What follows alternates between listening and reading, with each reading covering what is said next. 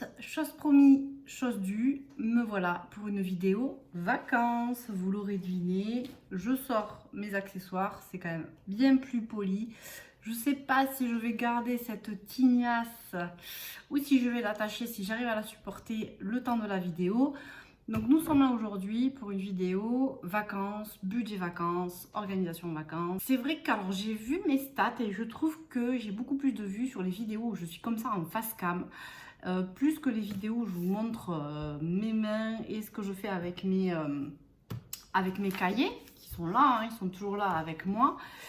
Donc je vais réessayer de vous refaire des formats face cam, mais c'est vrai que c'est pas facile, enfin, surtout au montage, ça me demande un petit peu plus de travail parce que en fait pour que ce soit lisible et clair pour vous, je mets des petites pauses avec des petits récaps de chiffres, etc. pour que ce soit plus clair. Donc je vais essayer de faire ça avec vous. J'attends vos commentaires, savoir si vous préférez ce format-là ou si vous préférez que je revienne à un format, on regarde mon bureau et on voit les mains et ce que je fais, etc. C'est vrai que comme ça, c'est peut-être aussi un petit peu plus interactif et un petit peu plus convivial. Dans cette vidéo, on va donc parler vacances, budget vacances, organisation du budget vacances. On fera un petit point sur les défis. Et puis après, on fera un point total en fin de mois qui s'annonce pas folichon, folichon. Nous partons en vacances. Moi, je suis en vacances à partir du 16 août. Donc, on est le 14 juillet. Autant vous dire que c'est pas de suite. Et on part vraiment fin août en famille ensemble. Cette année, nous avons un budget de 1200 euros. C'est pas un gros budget, mais c'est déjà, on part en vacances, donc c'est déjà très bien. C'est vrai que pour nous, on avait pour habitude, je parle avant Covid, de partir vraiment à l'étranger, de faire des beaux voyages, des gros voyages. Valentine a énormément voyagé avec nous. Et finalement, on s'est rendu compte que se souvenait de pas grand-chose. Quand bien même on a fait des photos, on a créé des cahiers photos, etc. Ça reste un souvenir assez flou. Et l'année dernière, nous avons fait un petit trip Futuroscope, Beauval, alors peut-être pas dans cet ordre-là, je sais plus, et Châtelaillon-Plage, en dessous de La Rochelle. Et je pense que ça a été les meilleures vacances de sa vie. Elle n'a fait que nous en parler toute l'année. Elle trouvait ça trop bien, trop sympa. Donc finalement, je me dis pourquoi me casser la tête à cet âge-là à faire des voyages coûteux et lourds en organisation, parce qu'on a quand même Augustin qui a 2 ans et on sait ce que c'est que de partir avec un petit, avec le lait au cas où, parce que si on part loin, genre Thaïlande, on ne sait pas ce qu'on trouve. Enfin, c'est difficile dans ces pays-là d'essayer de s'y retrouver. Les couches, les changes, les trucs, enfin, bon, la poussette, tout le barda. Et c'est vrai que là, c'est quand même beaucoup plus simple et beaucoup plus facile. Donc, après tout, on ne va pas s'en priver. Donc, c'est encore des vacances que je qualifie de vacances enfants. Je ne vous cache pas que ça fait maintenant 3-4 ans qu'on n'a quand même pas fait de beaux voyages avec Augustin, avec Sylvain. Et je pense que l'année prochaine, on fera quand même un beau voyage pour nous. On calera des petits moments enfants, mais on va essayer quand même de se faire plaisir l'année prochaine. Espérons, je croise les doigts. Et ça fera le sujet sûrement d'une vidéo en fin d'année parce que c'est un budget qui se prépare et qui s'anticipe. Donc c'est ce que nous verrons. Allez, revenons à nos moutons. On part pour les vacances de cet été, fin août, pour un budget de 1200 euros pour 4, 2 adultes, 2 enfants, 8 ans, 2 ans et demi. Donc, on a décidé de partir dans les Landes, à côté de Moliette. On a pris un bungalow dans un village vacances par le biais de Airbnb. C'est vrai qu'on a pas mal tergiversé parce qu'on ne savait pas si on avait finalement du budget vacances ou quoi. On s'est limité à 1200 euros. Et donc sur ce Airbnb, sur ce logement, donc c'est un bungalow pour 4 personnes. Et on est à 534,34 euros pour 4 jours. C'est un logement pour 4 jours de lundi à jeudi pour 4 personnes, un bungalow. Donc on trouvait ça tout à fait correct. À part que ça reste un bungalow, ça veut dire qu'il faut quand même amener, enfin bon, après c'est l'objectif des vacances, pas trop cher non plus. Mais va y avoir une grosse partie que je ferai en amont de préparation parce qu'on va vraiment amener les repas pour ce que moi j'ai absolument pas l'intention de cuisiner en vacances, ça je vous le dis, c'est hors de question. Mais du coup je vais vraiment anticiper ça et amener déjà tout ce qui est petit déj, ça encore ça va, ça se transporte plutôt bien. Et je vais essayer de faire pas mal de batch cooking, genre des grosses salades de riz, des grosses salades de pâtes. Je crois qu'il y a un petit barbecue fourni avec le bungalow, donc j'achèterai déjà de la viande. Et tout ça on le prendra. Et c'est vrai que Au total, on a 11 repas sur la semaine où on va partir en vacances. Et j'espère pouvoir faire au moins 5 repas en totale autonomie, on va dire, sans avoir à piocher sur le budget. On parlera du budget alimentation après. Mais voilà, l'intérêt aussi du Airbnb est d'essayer de limiter les coûts alimentation en pouvant conserver sur site, en pouvant cuisiner sur site, ou du moins assembler sur site, puisque je n'ai pas l'intention, comme je disais, de cuisiner. Pour ce qui est trajet, estimé, c'est pas très loin de chez nous. J'ai estimé 90 € d'essence. Voilà, ça veut dire qu'on partira avec le plein d'ici, puisque c'est une voiture de fonction que mon conjoint a. Donc on va partir avec le plein d'ici et je suppose que pour y aller, pour revenir, ou du moins pour aller sur la deuxième partie des vacances, il faudra peut-être refaire un plein. Et vu le prix de l'essence aujourd'hui, je vous cache pas que je pense que 90 €, je pense qu'on y sera bien comme il faut. Ensuite, il y a le péage. Le péage, il y en aura pour 30 €. Il y a 120 € d'essence et de péage inclus dans le budget. Ensuite, après ces 4 jours qu'on aura passé, il y aura, on ira à Agen. Alors oui, je suis du sud, oui, je suis de Toulouse, c'est pas Agen, c'est Agen, avec l'accent. C'est pas très loin de chez nous, c'est une grosse heure écart et demie de chez nous. Et on ira à Walligator, c'est l'ancien Walibi, donc c'est un parc d'attractions aussi, il y a pas mal de choses pour les enfants, même pour les petits, donc c'est bien pour Augustin, il y a des choses qui sont adaptées pour lui, apparemment, on va aller regarder ça. Donc on a une journée à Walligator et on a associé le lendemain, puisque c'est juste à côté, il y a le Aqualand, le gros parc aquatique. Donc on fera une journée Walligator, une journée Aqualand. J'ai pris les billets pour 4, parce que du coup Augustin paye aussi sa part, alors à moindre coût, mais il paye. Donc les places pour 4 pour ces 2 jours, Walligator, Aqualand, on est à 113,50 €. Au niveau de l'hôtel, parce que du coup la nuit du jeudi soir et du vendredi soir, là on s'est fait un petit peu plaisir avec Sylvain, parce qu'on n'est pas des vacances que pour les enfants, c'est aussi des vacances pour nous. Et on a choisi un hôtel un peu sympa, ça s'appelle l'hôtel du Prince Noir, ils ont l'air très sympa. C'est à côté d'Agen, c'est un hôtel partenaire de Walligator, je ne suis pas du tout passée par eux. À la base, je suis passée par Booking pour le réserver. Et il se trouve qu'ils m'ont appelé, parce que j'ai pris une chambre familiale pour être avec les enfants, et ils m'ont appelé pour me dire que si je passais par eux, du coup j'avais une offre meilleure et peut-être même une chambre meilleure avec Augustin, avec un vrai lit, une place et pas un lit parapluie, etc. Ce que je me suis empressée de faire, vous pensez bien. Donc l'hôtel, l'hôtel du Prince Noir à Agen, on est à 264 €. Là, si je compte tout ce que je viens de vous dire là, on est à 1031 €, 1031,84 exactement, sur un budget de 1200 €. Vous remarquerez qu'on n'a pas trop parlé budget alimentation. Ça arrive, donc de 1031 à 1200 €, il nous manque 169 €.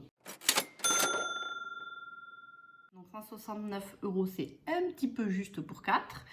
C'est une semaine, dans mon mois, vous savez, dans mon mois de course, j'ai 440 €, ça correspond à peu près à une centaine d'euros par semaine. Donc sur mon budget course, quand je retirerai mon argent début août, j'enlèverai 100 € qui seront dédiés aux vacances. Déjà, ça permettra de compléter mes salades de riz, mes grillades, etc. Donc on passe déjà à 269 € pour 4. Et ensuite, j'ai les tickets resto. Donc, ils sont repassés à 19 € par jour. On n'a plus le 38 € par jour. Mais c'est pas plus mal parce qu'au moins, ça partait vraiment beaucoup trop vite. Et 19 € par jour, si j'arrive vraiment à les conserver, allez, j'ai compté une centaine d'euros de tickets resto en restant optimiste, ce qui m'amène à un budget de 369 € pour une semaine, pour 4, à l'extérieur. Donc il y aura surtout des restos, je pense, le jeudi soir et le vendredi soir à l'hôtel. Et il y aura les extras du midi à Aqualand et Walligator.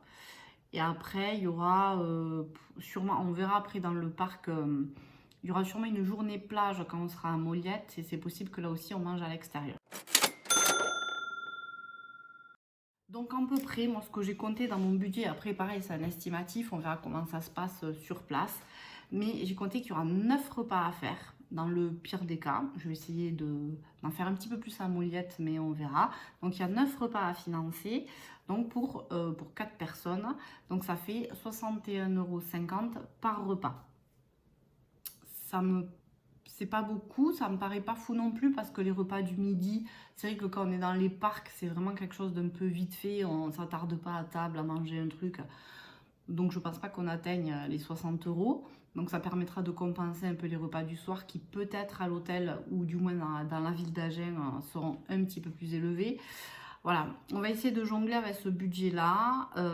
Il n'est pas ouf, mais il va falloir qu'on fasse avec parce qu'on n'a pas trop le choix. Et en finalité, il y a les activités. Alors, au village à côté de Moliette, c'est un village où il y a des vélos. Enfin, on peut faire, ça c'est gratuit, les vélos, j'ai vu. Donc on peut en faire dans tout le parc, on peut aller se balader, etc. Donc ça c'est une activité gratuite qui, je pense, nous ferons. On verra comment on gère pour Augustin s'il y a des portes bébés sur les vélos, enfin on verra.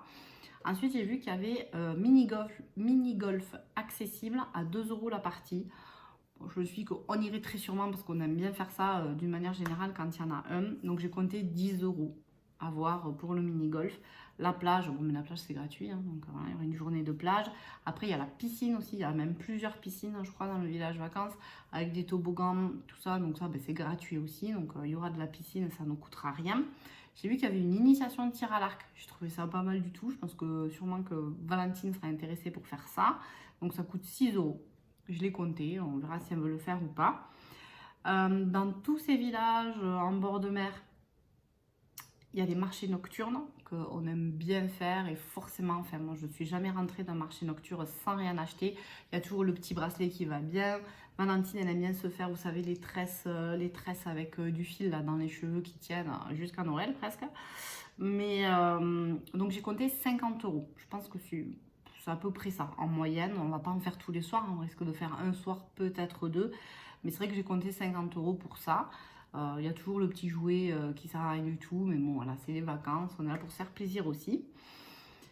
J'ai vu qu'à Moliette, il y avait une activité un peu sympa à faire, mais qui est complètement gratuite, ça s'appelle Terra Aventura. C'est une application, c'est créé par l'office de tourisme, où apparemment on suit, c'est une espèce de chasse au trésor dans la ville, avec par le biais d'une application où on doit trouver un trésor. Dans ce trésor, il y a une espèce de carte qu'on doit retirer, on doit recacher le trésor là où il est initialement. Et ensuite, avec cette carte, je crois qu'il faut aller à l'office de tourisme et on a droit à quelque chose. Donc je trouve ça pas mal du tout. Juste une activité gratuite qui peut être très sympa à faire en famille et tout le monde peut y participer. Et enfin, à Walligator et à Aqualand, je ne vous cache pas. Alors, Aqualand, je crois pas. Mais Walligator, il y a toujours quand on sort cette boutique avec tous les goodies. Et on craque tout le temps. On a beau dire, bon allez, on y va, on est fort, on prend rien, on sort, bon, on sort toujours avec quelque chose. Donc là, j'ai limité à 40 €. Je me dis 20 € par enfant, c'est pas mal pour acheter un petit goodies voilà, à Walligator. Là, on est à 106 €. Voilà, donc ces 106 € là, je les sors de mes 1200 € de mon budget vacances parce que c'est vraiment de l'extra, de l'activité. Et ça, je pense le prendre en faisant des petites économies de la semaine, quoi. Je pense que le mois d'août, de toute façon, j'aurai quasiment terminé, enfin c'est la semaine où j'aurai terminé mon défi 12 semaines qui est là. Et je pense que du coup, je prendrai sur l'argent de la semaine pour faire ça. Après, il y a Sylvain aussi qui participe, voilà, parce que ces 1200 €, c'est vraiment de l'argent qu'on a économisé, qu'on a. Mais après, je veux dire, on a quand même de l'argent qui rentre tous les mois. Et donc, je pense que ces 106 €, ils seront absorbés par notre budget extra, semaine. Enfin bon, il n'y aura pas 106 € dans le budget de la semaine. Mais on va essayer de s'arranger pour essayer de l'absorber et que ça impacte le moins possible nos finances.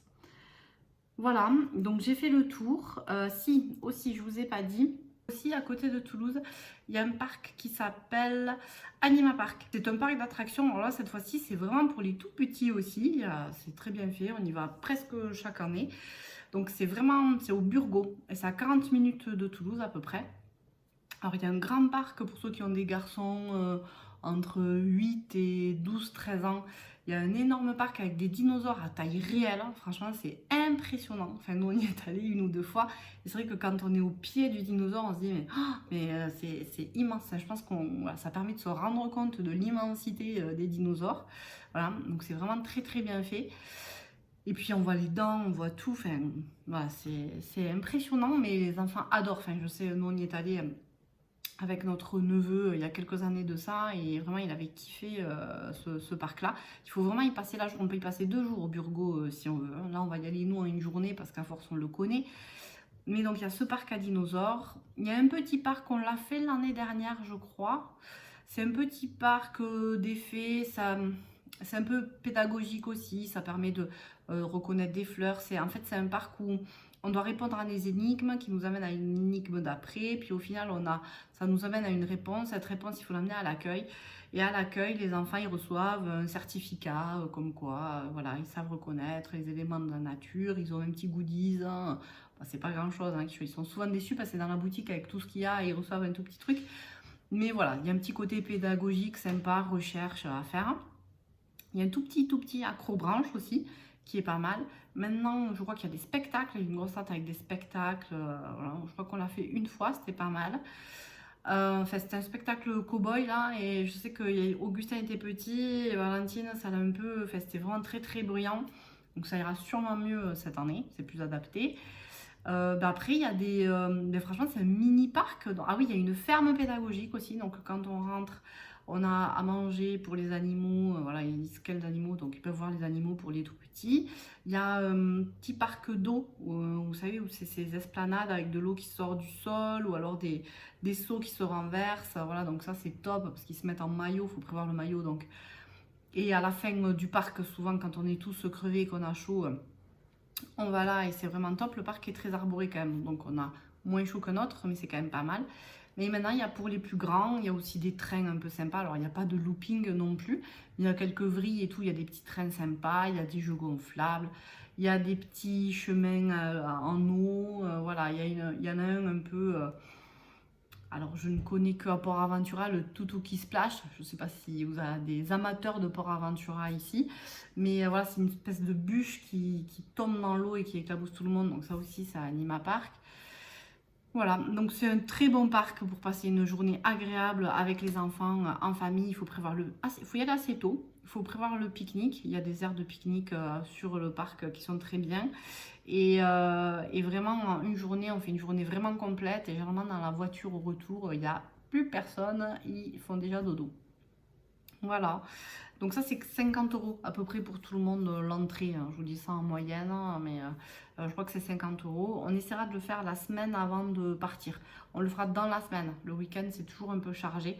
Donc on essaiera de le faire dans la semaine, tous en famille. Là, ce qui est prévu pour nous cet été, avec comment j'ai prévu ça au budget. Alors je me suis, pour revenir à mes supports, du coup j'aurais pu en parler au début, mais je suis dans mon agenda, des 2 sœurs en agenda. Donc là normalement, je l'ai pas là. J'ai mon carnet budget, mais ça c'est pas le carnet budget, c'est vraiment l'agenda, vous voyez, avec tous les mois et tout ça.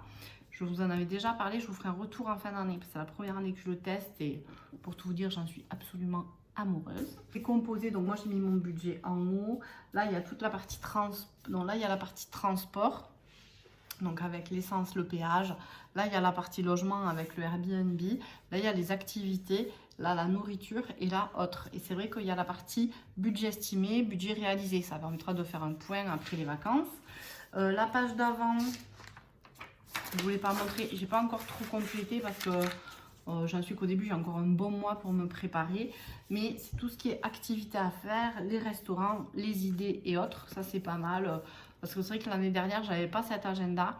On était parti, j'avais plein de choses à noter. J'ai organisé plein d'activités à Châtelaillon. Et ça faisait un peu brouillon. J'aurais eu ça, ça aurait été parfait. Ensuite, un petit planning des vacances en fonction de si on part 1 semaine ou 2 semaines. Donc, une colonne par semaine avec les activités et ce qui est prévu par jour, s'il y a des rendez-vous, voilà, des billets à prendre ou quoi que ce soit. Ensuite, le fameux tableau que je vous ai montré là pour le suivi des dépenses des vacances. Et enfin, la to-do pour ne pas oublier en vacances tous les éléments. Donc tout ce qui est important, hygiène, divertissement, habits, accessoires, autres. Donc c'est succinct, c'est vraiment le minimum à prendre pour les vacances. Ça, bien entendu, je dois prendre 3 fois plus que ça, moi, mais bon. Sylvain aimerait bien que je me contente que de ça. Mais voilà, il y a la carte d'identité, les tickets de train, le porte-monnaie, le permis de conduire. C'est des trucs qui paraissent anodins, mais bon nombre de personnes oublient ces éléments-là avant de partir en vacances. Brosse à dents, dentifrice, sèche-cheveux, rasoir, ordinateur, tablette, écouteurs, habits, pull, veste, pantalon, shorts, chaussettes, lunettes de soleil, couverture, mouchoir, bouteille d'eau, crème solaire. Enfin bon, vraiment l'essentiel est là-dedans. Et donc c'est la première fois que je vais l'utiliser.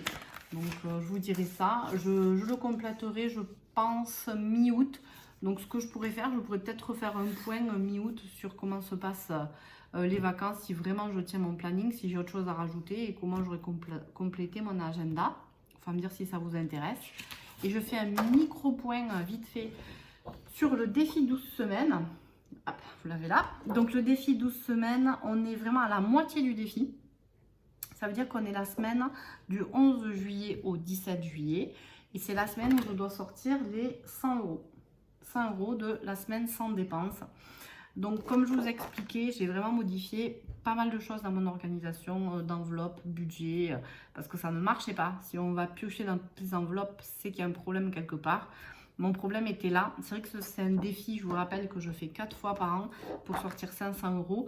Et donc 4 fois par an, il dure 12 semaines. Donc autant vous dire que j'ai que un mois et demi de battement entre chaque défi. Donc ça reste un petit peu lourd, mais pour nous c'était important parce qu'on avait des grosses dépenses cette année. Il fallait vraiment qu'on puisse les absorber. Et donc les 100 euros cette fois-ci, je vais tester pour la première fois. J'irai retirer la samedi.